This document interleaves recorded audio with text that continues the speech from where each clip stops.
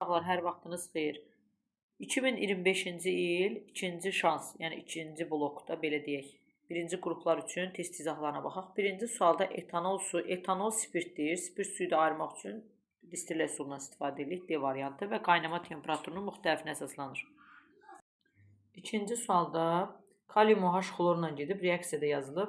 Reaksiyası üçün nə doğrudur? Deyir, xlor həm oksidləşdirici, həm reduks edicidir. Bəli, disproporsiyadır. Sıfırdan xlor bir dəfə mənfi 1-ə gəlir, bir dəfə müsbət 5-ə gəlir. Ona görə 1 doğrudur. 2-də deyir, kalium xlor oksidləşmə məhsuludur. Məhsul sözü varsa fərqi yoxdur. Oksidləşmə, reduksiya. Sağ tərəfdə axtarırıq. Oksidləşmə də üstü artmaq deməkdir. Amma burada üstü azalır, bax, ona görə bu reduksiya olmalı idi. 3-də kalium xloroz deyir, reduksiya edicidir. Cilər, yəni oksidləşdirici, reduksiya edici sol tərəfdə olur. Ona görə bu ümumi səhvdir. Doğru cavab yalnız 1. Üstə deyir, hansı reaksiya nəticəsində alınan maddələrin hər ikisi natrium hidroksidlə gedir? Natrium hidroksid qələvidir. Onunla getmək üçün bir turş oksidi lazımdır, bir amfoter. Burada amfoter metal yoxdur. Burada N2 qaz alınır, o ümumiyyətlə qələvi ilə getmir. Magnezium amfoter metal deyil. Buradan alınır kükürt, bir də su, o da su qələvi ilə getmir. Amma buradan alınır ferrum 2O3, bir də SO2. Bu amfoter xassəli oksiddir, gedir. 3 valentlidir dəmirin. Bu da turş oksiddir, ona görə gedir Y variantı. 4-cü sualda X deyir nədirsə, Y ilə gedir, oradan karbon qazı çıxardır. Məsələn, natrium xlor kalsium karbonatla getmir. Kalium NO3 natrium karbonatla getmir. Çünki çöküntü vermir sonda, ona görə. C variantında kalium xloru götürür. Hidrogen də karbonatı götürdüyü üçün, bəli, karbon qazı çıxır. Ona görə doğru cavab C variantıdır. Sonra gəldik 5-ci suala. 12-dən 2.2 çıxırıq. Eləyir 0.8 oradan. 7.8, 9.8 qram. Deməli, metal 9.8 qram sərf olunur. Bu da deyir ki, qələvi metal. Qələvi metaldırsa 1 valentli olacaq. Biz də bilirik ki, 1 valentli metaldan valentinin yarısı qədər hidrogen ayrılır. Metalı tapdıq ki, sərf olunması 9.8 qramdır. Aşağı yazıram X. 0.7 mol hidrogen alınır. Aşağı yazıram 0.5 mol. Bu tənasübdən deməli tapacaq. 7 ilə bu gedir. Alır 1, 14. 14 də 0.5-ə vururuq. Eləyir 7. Doğru cavab Y variantı olur. 6-da benzolun üzərinə XH2 gələndə, baxın, benzol C6H6-dır. Yəni, ortada dairəsi var. Dairənin yoxa çıxmağı o deməkdir ki, bunun üzərinə 3 dənə H2 gəlir. Çünki C6H6 bu C6H12-dir. Gərək biz 6 dənə hidrogeni 12 hidrogen eləmək üçün üstünə 3 H2 gələk. 3 dəfə 2 6 eləyir çünki. Ona görə doğru cavab Y variantıdır. Alkana çevirsəydi amma 4 dənə H2 gələcəkdik. 7-də deyir, polikondensləşmə reaksiyanın tənliyinin sxemini göstərin. Polikondensləşmə odur ki, əlavə olaraq reaksiya məhsulunun su ayrılsın. Baxın, B variantında bu tereftal turşusudur, bu da etilen glikoldur. Onlar polikondensləşib lafsan lif alınır. Ona görə doğru cavab B variantı olacaq. Deyəcəksiniz uşaqlar, niyə A variantı, Y variantı olmur? Bu fenol formaldehid qatıranın alınmasıdır. O polimerləşmə ilə alınır. Məsələn, bu butadien stirol kauçukun alınması, o da polimerləşmə ilə olur. Amma lafsandır, neylondur, sonra kaprondur, enatdır, yəni sintetik liflərdə belə deyib. Bunlar polikondensləşmə nəticəsində alınır. Gəlir 8-ci suala, eyni həcmli və eyni molyar qatılıqlı deyirsə, yəni molları eynidir. Çünki nü bərabərdir CV'dir, qatılıq da eynidir, həcm də eynidirsə, deməli bir-birinə vuranda mol da eyni olacaq. Qarışdırılmasından hansılar da mühit neytraldır? Burada turşu zəif turşudur, amma əsas qüvvətlidir. Ona görə əsasi mühit olacaq. Burada metal da güclüdür, turşular da güclüdür. Onda neytral mühit olur. Burada da metal hissəsi güclüdür, turşu hissəsi də güclüdür. Onda neytral olacaq. Doğru cavab 2-3 Y variantı olur. 9-da termokimyəvi tənlik üçün hansı ifadələr doğrudur? Suyun əmələ gəlmə istiliyi deyir 286-dır. Bəli, 572 istilik effektini 2-yə bölürük, doğrudur. Biri götürürük. 2-də də reaksiyanın istilik effekti 286-dır. Xeyr, 572-dir. Hidrogenin yanma istiliyi 286-dır. Bəli, yanan maddənin əmsalına bölürük istilik effektini, o da 286 eləyir. Ona görə doğru cavab 1-3 B variantıdır. 10-cu sualda deyir, hansı ifadə doğrudur? Reaksiyanın, burada nə alınır? SO4-dən SO3 alınmalıdır. Çünki kükürdün valenti orada 6-dır. Ona görə SO3 almalıyıq ki, orada da 6 olsun. Deyir, reaksiya oksidaşma reduksiya reaksiyasıdır. Xeyr. Dəmir müsbət 3-dən yenə müsbət 3-ə gəlir. Kükürt müsbət 6-dan yenə müsbət 6-ya gəlir. Ona görə bu səhvdir. Belə deyir, XSO2-dir, səhvdir. Deyir, X sulfat turşusudur, səhvdir. Deyir, kükürt atomu reduksiya edicidir. Xeyr. Heç bir oksidaşma dərəcəsi dəyişmir. Elədir, X qələvlərlə reaksiya daxil olur. Bəli, turşu oksididirsə qələvi ilə gedəcək. Gəlirik 11-ci suala. Burada dəmirin üzərinə H-xlor əlavə olunub. Dəmir H-xlorla gedir. Alınır ferrum xlor 2. Plus hidrogen qaz. 2 dənə hidrogen, 2 dənə xlor var. Bura 2 yazırıq. İndi buradan deyir ki, 7 mol o X qazı ayrılıb. O suya buraxılmağı, çünki suyu sıxışdırıb çıxarır hidrogen qazı. Yəni 7 mol oradan hidrogen qazı olur. Sonra baxın, kalium permanganatı parçalayıb, oradan da suyu sıxışdırıb çıxarmaq X qazıdır. Yəni kalium mangan O4-dən də parçalayırıq. Alınır kalium 2, mangan O4, mangan O2, bir də O2. Bunu əmsallaşdırırıq. Bura 2 düşür. Və salam. İndi baxın, buradan da 3 molda Y2 qazı alınır. Yəni oksigen qazı. Deyir, reaksiya daxil olarsa ilkin maddələrin birindən neçə mol artıq qalar? İlkin maddələrin birindən neçə mol artıq qalar? İndi biz baxırıq ki, burada 7 mol hidrogen qazı alınıbdır. 7 mol hidrogen qazından, məsələn, bunların tutaq ki, A mol, A mol, ikisini də eyni molda götürsək, bunu hərəsini öz moluna bölsək, bu daha kiçik olur. Deməli, dəmirdən artıq qalacaq. Onda gəlin əvvəl biz sərf olunan H-xlorun molunu hidrogenlə tapaq buradan. Eləyir 14 mol H-xlor. Deməli, bu da əvvəl 14 mol götürülübmüş. Amma baxıram ki, 2 dənə H-xlora, gəlin görək nə qədər dəmir işlənəcəkdir. 7 mol hidrogenlə girib dəmirin sərf olunanını tapıram. Tapıram ki, 7 mol dəmir işlənir. Onda 14-dən 7 çıxırıq, 7 mol dəmir artıq qalır. İndi biz, deməli uşaqlar, mən suala tamam səhv yöndə baxmışam. Deyim niyə? Mən bu cümləni diqqətlə oxumamışam. Görürsünüz, özüm cümləni səhv olduğum üçün məsələ də tam başqa məzraya gedib çıxıb. Buradan X qazı dedik, hidrogen alınır, buradan oksigen alınır. Bu hidrogenlə oksigen bir-birinə reaksiyasını soruşur. Mən əlavə olaraq reaksiya yazıb özümü işə salmışam. Çünki cümləni düz oxumamışam. Sürü sayın, ona görə təzdən yazırım.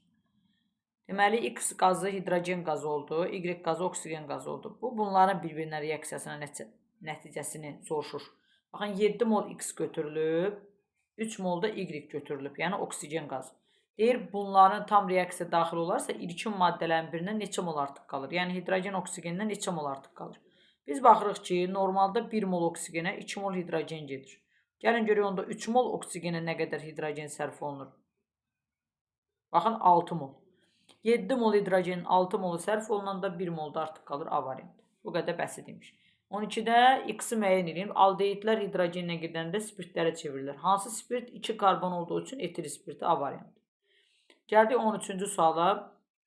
Ketonların ilk nümayəndəsi, yəni homoloji sırada birinci olan nümayəndəsi asetondur. Aseton belə yazılır. CH3, C oksigen, CH3. Yəni ilk nümayəndələrində karbon 3 dənədir. Bu da 3-cü nümayəndələrini istəyir. 3 dənə karbon birinci nümayəndəsi, onda 4 dənə karbon ikinci nümayəndəsi, onda 5 dənə karbon da 3-cü nümayəndələr olacaq. Yəni bu da deyir karbon atomlarının sayını tapın. 5 doğru cavab B variantıdır. Gəldik 14-cü suala. Molekulunda orbitalların örtülməsindən əmələ gələn rabitələrin sayı. Silirik. sp2, sp2 bir dənə nə deməkdir? Deməli, sp2, sp2 arası, yəni 2 qat rabitəli karbonlar, bir dənə 2 qat rabitəsi var. Baxın, belə yazıram. Çünki bu karbonda onda sp2 olur, bu karbonda. sp2, sp2 arası sigmanı nəzərdə tutur. Pi-ni yox ha, çünki pi, pp örtülmə nəticəsində yaranır. Bunu düzəltdik. Sonra sp3, sp2 arası deyil, 2 dənə olsun. Onda birini buradan CH3 yazaq ki, buradan sp3, sp2 olsun. Birini də buradan yazaq ki, buradan da yenə sp3, sp2 olsun. Baxın, bu rabitə. Bunu da düzəltdik. Sonra sp2, s-də deyir, 2 dənə olsun. S hidrogen deməkdir. Yəni, bura bir hidrogen birləşdir, burada bir. Baxın, sp2, s budur. Əssalam deyir, X-i müəyyən edin. 1, 2, 3, 4. Buten 2. Aha, buten 2 yoxdur. Buten 2 yoxdursa, onda biz bunu e, məcbur maddələrin üstündən yola çıxaraq tapacaq. Məsələn, buten 2-yə oxşayan, yəni 4 dənə karbona oxşayan 2 metil propen daha çox uyğun gəlir. Çünki onda da 4 karbon var. Gəlin əvvəl onu yoxlayaq. Propen belə yazılır. 2 metil dediyi üçün bura 1 metil yazırıq. Bura yazıram. 2 qat rabitəni yazdım. CH3. Baxın, sp2, sp2. Bu ödəyir. Bir dənə var. Sonra sp2, sp3. Biri burada. Bu da sp3'dür. Biri də burada. sp2, sp3'də 2 dənə də o da ödəyir. sp2, S-də sp2 olan karbona birləşən hidrogendir. 2 dənə də burada o da ödəyir. Və sonra doğru cavab C variantıdır. Gəldik 15-ci suala.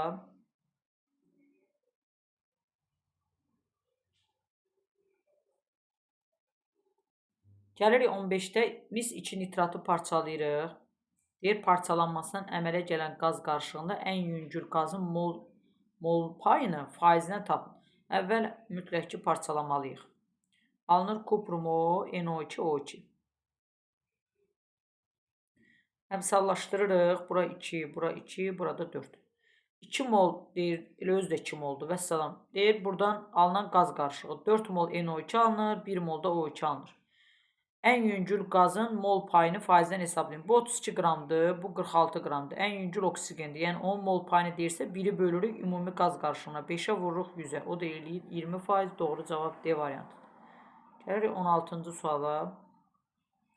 20% doymamış məhlul hazırlamaq üçün 40 qram duzu neçə qram suda əldə etmək lazımdır? Çox sadə bir sualdır. 20% bərabərdir. Biz deyirdik, yuxarıya duz yazırıq, aşağıya duzla suyun cəmini yazırıq. Elə bizdən suyu soruşun, ona görə 40 üstəgəl x yazırıq. 5, 40 üstəgəl x bərabərdir 200, x da bərabərdir 160, B variantı edir. 17-də bu sual tiplərini demişdim ki, həmişə çox rahat eləməyin yolu budur. Baxın, kütlələr eynidir. Amma burada eyni deyil, axı. Onda eyniləşdirəndə kütləsi az olan qabağına rəqəm düşür. Ən az olan H-xlordur. Onda ona daha çox ammonyak sərf olunacaq reaksiya. Ona görə M1 böyükdür. Sonra kütləsi az olan H-bromdur. M3 böyükdür M2. M1 böyükdür M3 böyükdür M2 E variantıdır. Gəldik 18-ci suala. Reaksiya daxil olan maddələr verib. Karbon qazından NH3 gedəndə karbamid, yəni sidik cövhər deyilən maddə alınır. Yəni gübrədir o da. Oradan alınır CO, NH2 2 dəfə. Bu reaksiyanı yadda saxlayın. Önəmli reaksiyadır. Bir də alınır su. Əmsallaşdırırıq, bura 2 düşür. Vəssalam. 22,4 litr karbon qazı verib. X da bunu verib həcm olaraq. Alınan karbamidin kütləsini 15 verib. İlkin maddələrdən biri tam reaksiya daxil olursa X hesablayın. Biz əvvəl gedək, ammonyakın həcmini tapaq. Çünki bunu verib, bunu da tapmaq lazımdır. 15 ilə bu gedir 4. Bununla bu gedir 4, 2. 22,4-ü 2-yə bölük, 11,2. Biz də baxırıq ki, 22,4-ü 1-ə böləndə, yəni aşağısındakı 1-ə 22,4 eləyir. 11,2-ni 2-yə bölürük, 5,6 eləyir. Yəni kiçik olan hansıdır? Ammonyak. Bu da deyir, ilkin maddələrdən biri tam reaksiya daxil olursa, elə deməli ammonyakın özü daxil olur. O da elə 11,2 eləyir. Doğru cavab C variantıdır. 19-da deyir, hansı reaksiyadan kuprum OH2 alınır? Təbii ki, A variantına kuprum OH-ı buradan götürür. Ona görə A variantı olur elə. Çünki, məsələn, deyə bilərsiniz, buradan da alınır C variantından. Amma kuprum OH2 alınmalı, çünki gərək üzərinə 5 qardaş olan metalların OH-ı gəlir. 20-də mürəkkəb efirlərə aid olan iri molekullu birləşməni göstərin. Mürəkkəb efir o demək ki, içində COO qrup olsun. Məsələn, kapron mürəkkəb efirlərə aid deyil. Sonra, bircə dəqiqə bunu sileyim, ən yaxşısı. Məsələn, mürəkkəb efirin şərti nədir? Mütləq maddəni alınmaq üçün spirtlə turşu bir-birinə reaksiya geçsin. Gəlin görək buradakı maddələrdə, məsələn, təbii kauçuk elə izopren özündən alınır. Yəni, bir dənə özündən alındığı üçün orada mürəkkəb efirli heç nə yoxdur. Polivinil xloriddə maddənin polimerləşməsindən alınır. Yəni, maddənin pirabitəsi qırılır. Sellozada, deməli, beta-glukozadan alınır. Onun da aidiyyatı yoxdur. Amma lafsanın alınmasında tereftal turşusundan etilen glikol, yəni spirtdən istifadə olunur. Ona görə mürəkkəb efirdir. 21-də deyir, X molekulunda atomların ümumi sayını tapın. CnH2-2-dir. Üzərinə 2H2 gəlirik. Yəni, hidrogenin üzərinə 4 dənə hidrogen gəlir. 2H2 4 hidrogen deməkdir. Bu da toplayırıq eləyir 2N plus 2. Karbon sayı da n idi. Toplayırıq eləyir 3N plus 2. 22-də temperaturun artması ilə reaksiyanın getmə müddəti 3 dəfə azalarsa, biz bilirik ki, reaksiyanın başa çatma müddəti ilə, yəni getmə müddəti ilə sürət tərs asıdır. Müddət 3 dəfə azalırsa, onda sürət də 3 dəfə artacaq. C variantıdır. 23-də alkanın yanmasından karbon qazı 44 qram alınıb. Reaksiyada neçə qram su alınır? Alkanın ümumi formulu CnH2n plus 2-dir. Biz onu yandıranda alınır n sayda karbon qazı. Yazıram 15, aşağı yazıram 14n plus 2, 44, aşağı yazıram 44n. Buradan bu 44'lər elə gedir. 15n bərabərdir 14n plus 2. 14n-i bu tərəfə keçirdirəm. N bərabərdir 2. Yəni bu C2H6 maddəsiymiş. Neçə qram deyir su alınır? Buradan 6 hidrogenə görə 3 mol su alınır. 3 dənə də su, 3 vur. 18 eləyir 54 qram su. Gəlirik 24-cü suala. Hansı reaksiyalarda deyir keton alınır? Keton nə vaxt alınır? İkili spirtlərin kuprumo ilə oksidləşməsindən. Məsələn, bu birli spirtdir. Oradan aldehid alınır. Quyruqdadır çünki OH. Bu birli spirtdir. Bu birli spirtdir. Baxın, bu ikili spirtdir. Bir də bu ikili spirtdir. Ondan keton alınacaq. Cavab 1-3 olur. 25-də reaksiya təninə əsasən neçə deyir atom var? Gəlin reaksiyanı yazaq. Orada rahat hidrogen, karbon, oksigen tapsa, onda avtomatik maddəmizdə alınacaq. 4 mol oksigenlə gedib alınıb 3 mol karbon qazı, 4 mol da su. Baxıram ki, 3 dənə karbon var. Deməli, bura 3-dür.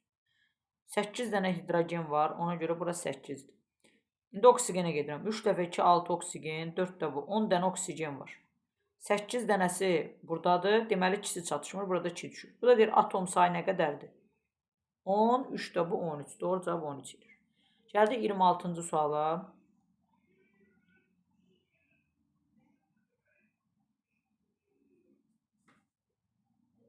26-cı sualda azotdan neçə qram nitrat turşusu alınır? Bəzən uşaqlar özünü dağa daşa salır ki, görən necə aparım reaksiyanı. Azot baxın N2-dir. 2 dənə azot var. Deməli 2 dənə də nitrat turşusu alınacaq. Çünki azotun sayı mütləq düz gəlməlidir. 44,8 litr azotdan neçə qram 60% nitrat turşusu almaq olar? Əvvəl gedim azotla tapım görüm neçə qram nitrat turşusu alınır. 2, 2-ni 2-yə vuram. 4, 4-ü 63-ə vuranda eləyir 4 dəfə 3-ün 12, bir yadda 252. İndi bu da deyir ki, neçə qram 60%li nitrat turşusu almaq olar? 252-miz 60%dir. Bəs 100%-ə görə əslində nə qədər olmalıdır? X. Onda biz buradan X-i tapırıq. Tezbazar kalkulyatorundan tapım. 252-ni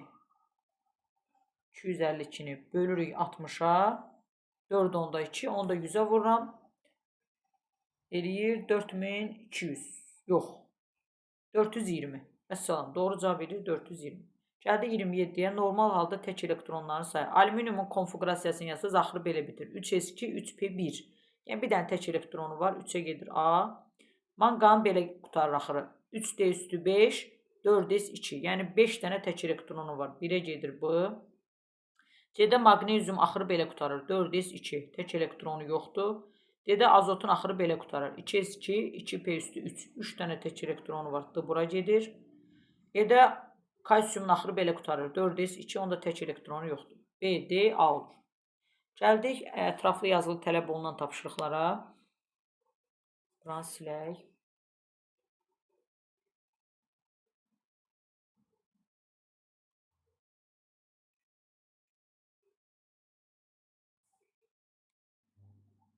Iyirmi səkkizdə reaksiyaları yuxarıda bizə verib. Kükürdün kütləsini M verib, ayrılan istiliyi N verib. Burada M də naməlumdur, N də. Ona görə o bizim işimizə yaramır. Onun ən yaxşısı karbonu tapırıq, oradan M-i. Yuxarıda M-i yerinə qoyub N-i tapacaq. Baxın, karbon üçün verib ki, M kütlə olanda 4000 kilojoul istiliyə ayrılır. Karbon kütləsi M-də, aşağısının öz kütləsi 12 qram karbon yazıram. İstiliyə də baxıram, 400 kilojoul verib, 400 yazıram. Bu tənasübdən eləyir, M bərabərdir 120. Həm də M-i 120 ilə tapmış olduq.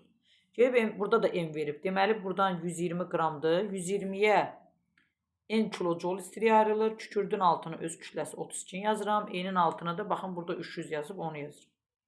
Buradan da bu tənasübü tapıram. 3-ə gedir. Yox, 3-ə getmir. 1 dəqiqə. 4-ə gedir.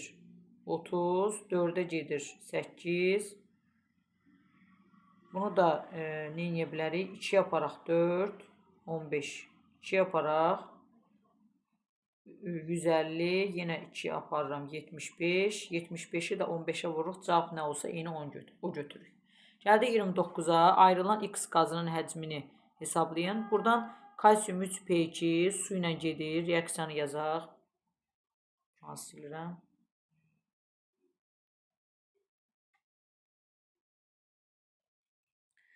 Kalsium 3P2 su ilə reaksiya gedir. Oradan alınır kalsium OH2 plus pH3, yəni fosfin qazı. Bu reaksiyanı əmsallaşdırırıq. 3 dənə kalsium, 2 dənə fosfor var. 3 dəfə 2, 6 hidrogen, 6 hidrogen. 12 hidrogen olduğu üçün bura 6 yazırıq. İndi baxın, buradan 1 mol bunu verib, özü də 1 moldur. Ayrılan X qazının həcmini hesablayın. Ayrılan qaz 2 dənədir. Onda 2-ni 22, onda 4-ə vuruq. Edir 44, onda 8. Növbətdə deyir, X qazının havada alovlanma reaksiyasını tənini yazın. pH3-ün havada alovlanmaq deyəndə, yəni oksigende yanmağı nəzər tutur. Buradan alınır P2O5, bir də su. Sonra deyir 30-da, əmsallarla deyir, onu da əmsallaşdıraq. Bura 2 düşür, fosfor 2 dənədir. 2 dəfə 3-ümüz 6. Bura 3 yazıram, 6 eləsin. 8 oksigen var. Burada 4 yazıram ki, 4 dəfə 2, 8 eləsin. Sonra 30-cu suala gəldik. C6H5COO natrium bir-birinə reaksiya gedəndə demişdik, quyruqdakı H gəlib bura birləşir. Bunu eləyir C6H6. Üstə gəlsin natrium 2 karbon O3. Buradan buzlu suya salınan təbii ki, duz olası deyil. C6H6 olur. Yəni X maddəsi C6H6-dır. Baş verən reaksiyanın tənini yazdıq. X-in molekulunda hibridləşmiş orbitallar. C6H6-da hibridləşmiş deyəndə, yəni hibrid orbitallarını deyir. Hamısı sp2-dir. 6 dənə də karbonda sp2 olanda 6-nı 3-ə vururuq. Eləyir 18. Deyir, sigma rabitələrin sayını tapın. Qapalı olduğu üçün elə birbaşa toplayırıq. 1 çıxmırıq, onda eləyir 12.